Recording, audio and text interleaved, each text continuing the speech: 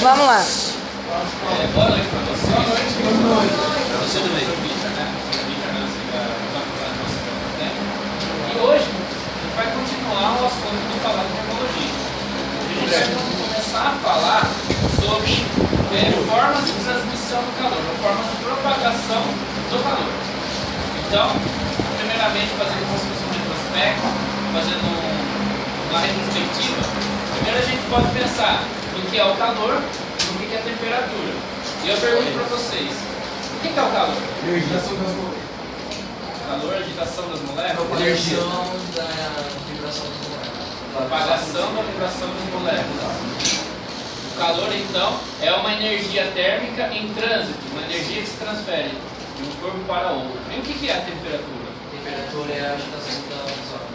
É a agitação dos átomos baseados em algum padrão. Lembrando que nós temos alguns tipos de padrão, seja ele em graus Celsius, Kelvin, em Fahrenheit ou em Kelvin. Kevin, você. Então, partindo dessas duas coisas, eu quero falar sobre propagação do calor.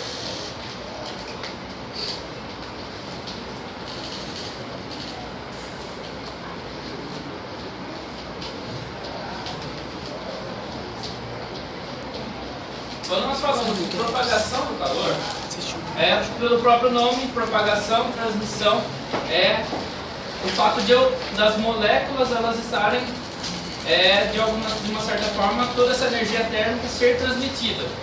E de formas diferentes, de naturezas diferentes. A energia térmica ela vai ser transmitida de alguma forma. Então, propagação do calor é a propagação dessa energia. Só que quando eu estou falando de propagação do calor, da energia, existem algumas formas de se propagar esse calor. E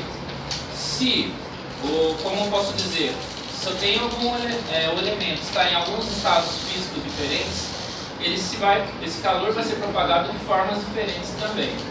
Então, a forma que o calor se propaga nos sólidos é diferente da forma que o calor se propaga nos líquidos, nos gases, e existem formas de transmissão de calor que nem dependem do material. Talvez isso que eu estou falando, talvez de certa forma você já tenha ouvido falar. Talvez se eu falar palavras para você de condução, convecção e irradiação, talvez você já tenha ouvido falar vagamente em algum momento da vida de vocês. E aí o objetivo é falar um pouco mais a fundo sobre isso.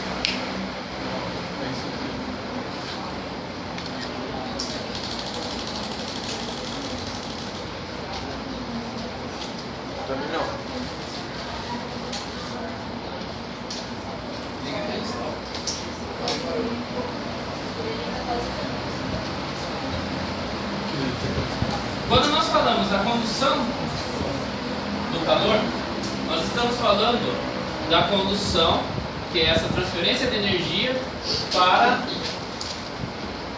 moléculas que estão no estado sólido. A condução do calor ocorre para moléculas no estado sólido.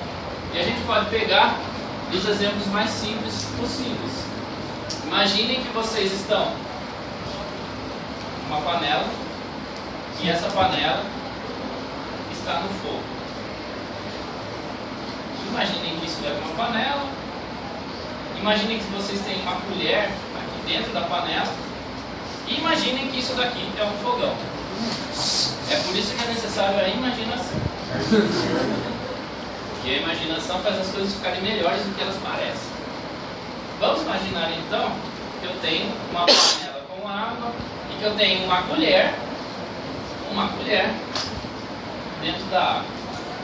Vamos imaginar que essa colher ela é feita de um metal, de aço inoxidável.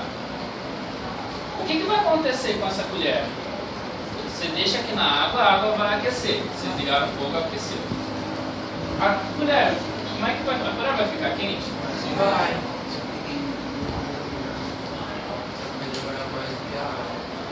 Vai demorar mais do que a água. Mas, no começo, quando você acabou de ligar o fogo, você consegue colocar a mão na colher? Sim. Mas e depois de uns 2, 3, 5 minutos que a colher está aqui, dentro da água, você consegue colocar a mão nela? Consegue, mas queima a mão. Você consegue, mas queima a mão. Corre um risco muito grande de vocês queimarem a mão quando vocês vão pegar a colher. O que aconteceu? Nós temos um fogo que está transferindo energia térmica para a água, que transfere para a colher. A colher que não tinha essa energia térmica, ela foi recebendo ao longo do tempo, até o momento que a colher ela vai ficar impossível de se segurar. Isso é o que a gente observa de forma macroscópica. Se a gente for observar de forma mais próxima, de forma microscópica, o que está acontecendo? Nós temos sempre que lembrar que mesmo um bloco de gelo que está lá na Sibéria a menos 200 graus centígrados, esse bloco de gelo possui energia. Como vocês me disseram, a temperatura mostra a energia de agitação das moléculas. Mesmo aquele bloco que a gente imagina que está frio, ele ainda possui uma energia de movimentação, uma energia de agitação dessas moléculas. É lógico que essa energia de agitação daquele bloco de gelo é muito pequena. Só que a partir do momento em que eu forneço mais energia, que a temperatura vai aumentando ao longo do tempo, a agitação das moléculas vai aumentando e eles vão acumulando essa energia. E essa energia acumulada dessa colher, pelo fogo que aquece a água e que aquece a colher, os átomos e os elétrons que estão aqui, eles vão acumulando energia, e acumulando energia vai tendo uma agitação cada vez maior. Tendo uma agitação cada vez maior, significa que os átomos e as moléculas eles vão se trombando cada vez mais. E como eles vão trombando, eles vão transferindo energia.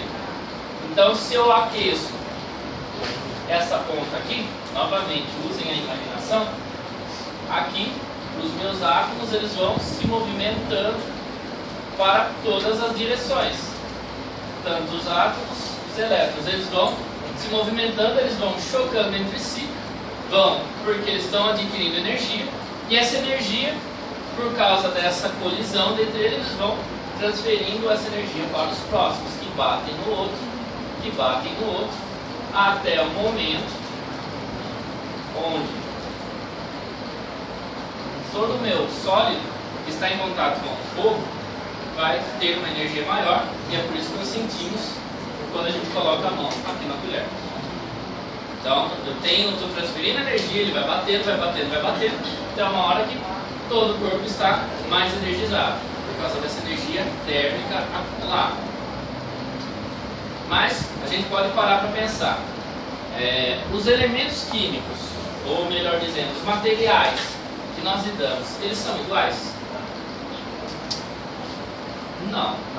Existem elementos que são diferentes entre si. E a gente pode parar para pensar que uma colher de metal, colocando aqui, ela vai aquecer muito mais rapidamente do que se eu colocasse uma colher de madeira. Seja na casa de vocês, com as suas mães, com pais, tem aquelas colheres de madeira que servem para mexer e tudo mais. Ou um outro raciocínio. Por que você tem como se fosse um cabo de madeira ou de um plástico para você segurar essa panela? No caso, exato, porque cada material eles variam, eles têm características diferentes.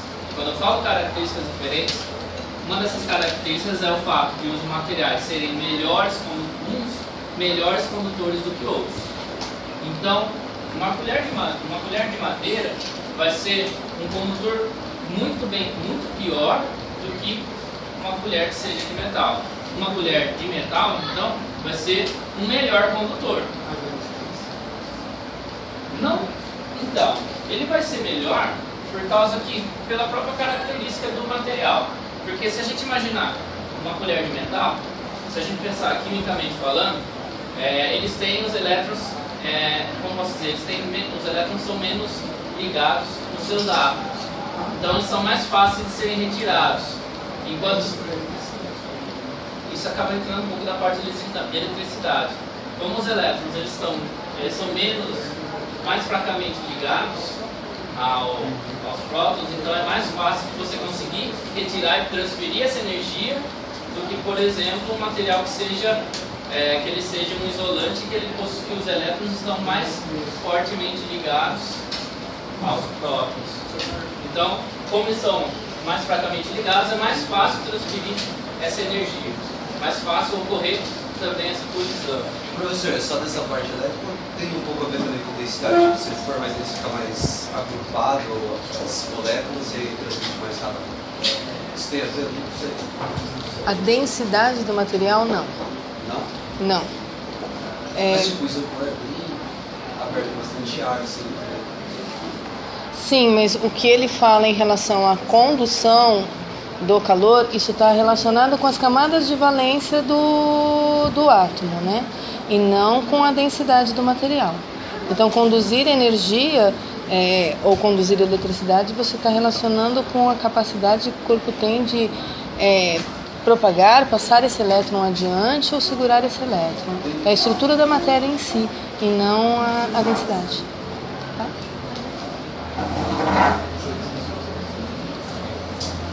Então, existem materiais que têm diferentes características. Alguns são melhores condutores do que outros. Por exemplo, um bloco de gelo, ele é um mau condutor. Então, é por isso que a gente pode parar para pensar por que lá no Polo Norte eles fazem aqueles iglus. Aqueles iglus, apesar de eles serem feitos de gelo, o gelo ele é um mau condutor. Então,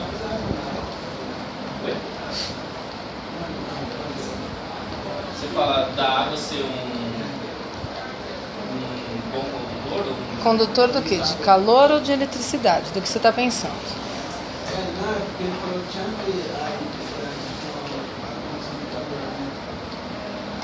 Porque eu estou pensando só microscopicamente falando em relação aos elétrons do fato de eles serem mais fáceis de se retirar, mas ainda assim, os líquidos eles não são tão bons condutores de calor. Eles absorvem muito, eles têm uma capacidade de absorver calor tem uma capacidade de absorver calor muito grande, por isso que se utiliza água em alguns tipos de incêndios, porque ele vai absorver essa energia térmica, e aí tem outros detalhes, né, capacidade térmica dele, que é maior que os outros elementos, mas a capacidade dele de absorver vai fazer com que ele diminua a energia térmica de outros materiais que poderiam entrar em combustão, que poderiam pegar fogo mais facilmente. Mas, no caso, pela própria estrutura dele, pela própria estrutura característica, o gelo, no caso, ele é um mau condutor. E o gelo sendo um mau condutor, então a transferência do calor da parte vai ser mais difícil num iglu. Se a gente imaginar que eu tenho um iglu, como um iglu.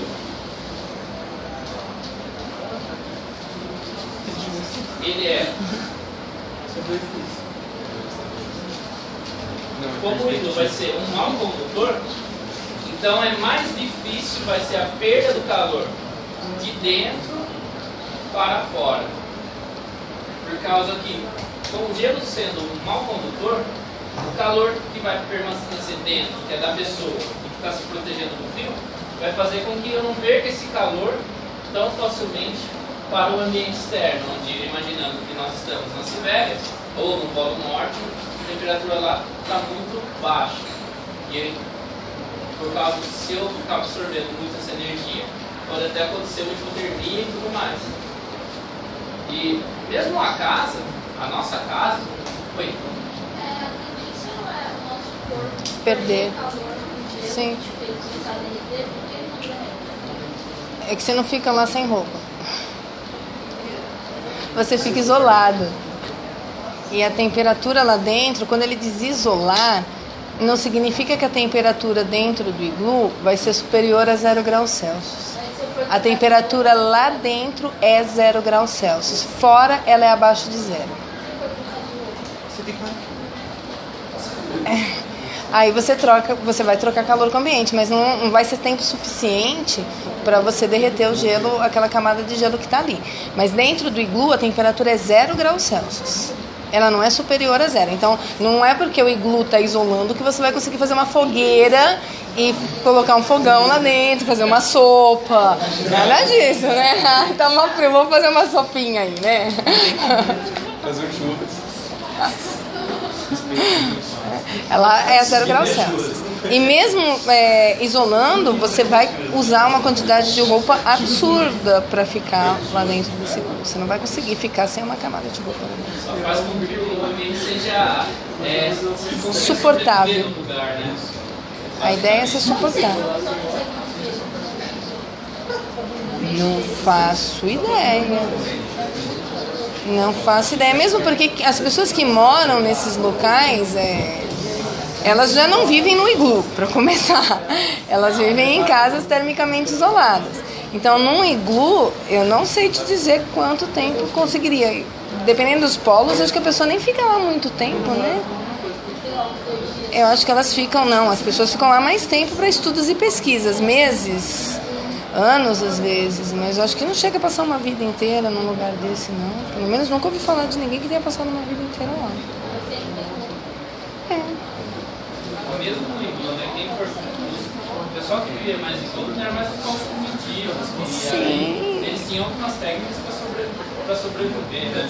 Se uma pessoa precisa fazer um iglu, às vezes ela não vai nem fazer um iglu, ela vai fazer como se fosse um lugar, como se fosse um lugar escavado, ou ele vai entrar dentro de um buraco só para passar uma noite. Por causa que, como não é um mau condutor, então é melhor você ter mais contato do gelo do que ter contato com o vento, que a sensação térmica vai ser muito menor. E aí vai perder muito mais energia e pode aí sofrer hipotermia. Então eu lembro que eu vi, se não me engano, no programa que passou na TV, que é a prova de tubo, que o cara explica de fazer isso, que ele faz como se fosse uma cabaninha, como se fosse um lugar que ele só consegue fazer como se fosse uma parede térmica para não perder tanto calor. Se ele dormisse ao relento, só em contato com o vento.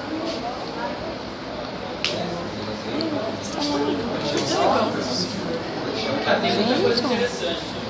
Não, vento não. Porque, nossa, vai num lugar que a temperatura é muito baixa, com vento batendo você.